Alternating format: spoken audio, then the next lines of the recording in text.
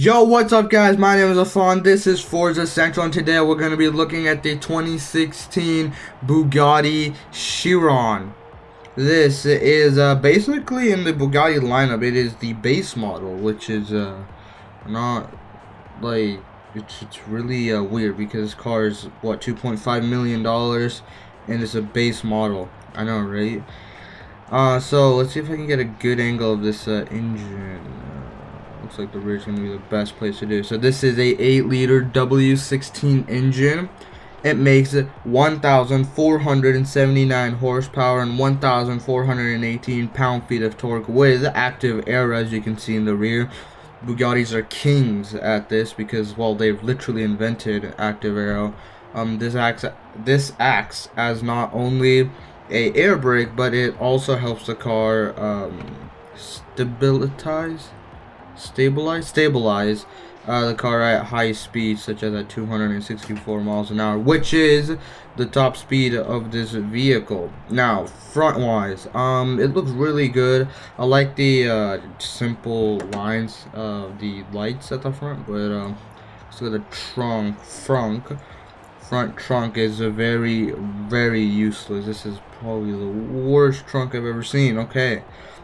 Well then, I don't think anyone's going to be daily driving this car anytime soon. And if you are, what's wrong with you? Okay, so let's look at the interior. Very nice. So now this one isn't black, but you can get almost literally anything. You could get red, blue. I've seen almond color. I've seen yellow, even poop brown. I've seen that too. So yeah, this everywhere. It's leather and Alcantara, and you have a carbon fiber steering wheel, and it's matte carbon fiber, I believe, not polished, which is what every single manufacturer does, but Bugatti goes above and beyond. And as you can see, look at the attention to detail. The air vents are the shape of the dashboard, so it looks flushed and it's very clean and elegant. Very simple lines, and yeah, you also have a key holder, not really like a key placement holder type in the center console. So now let's turn this puppy on. Wow.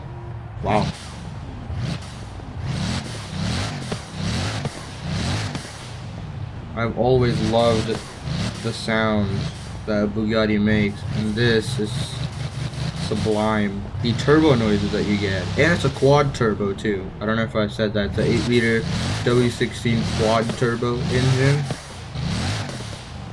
and you can't get that sound from any car, not a V8 or a V12 or a V10. This is such a good sound, such a deep grumble. I always thought that the louder the car, the faster it would go. That's what I thought younger when I was like 6 years old. And then the Bugatti Veyrons, and I heard about those, and they were like not as loud as I thought they would be. Not like Formula 1 cars or GT cars. Acceleration is phenomenal. The grip is amazing. This car is more for like grand touring. It's not really for handling, nor is it for the track. Unlike the Devo that I reviewed a long time ago, I don't even remember. Very good acceleration, very planted on the road. Pops in every single gear. It's so good. It's also completely stock. I haven't modified this car at all whatsoever. So let's take these little Legoland roads. The car is so wide. I don't know if I said that, but this car is wider than a Range Rover, which is pretty wide. I mean, you can see for little Legoland road, it's like a lane is half the car. So okay, I'm gonna move this up. We're not gonna talk about that, but yeah. Also, in case you didn't know, we're actually not in Horizon Britain. We're actually in the expansion, which is called Legoland.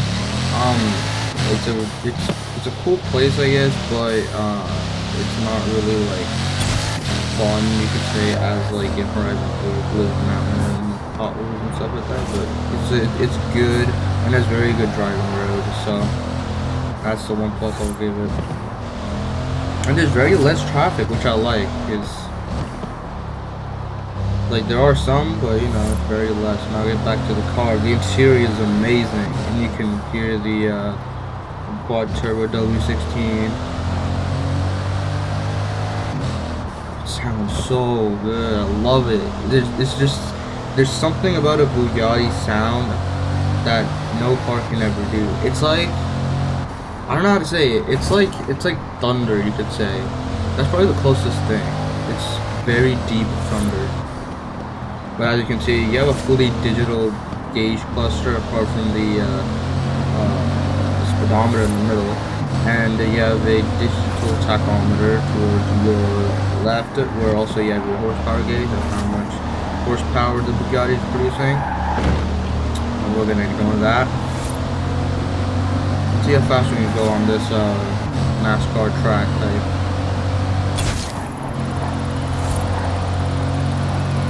Now on the corners like this, I can clearly tell that the car is very hard to handle. Like the car does not want to turn.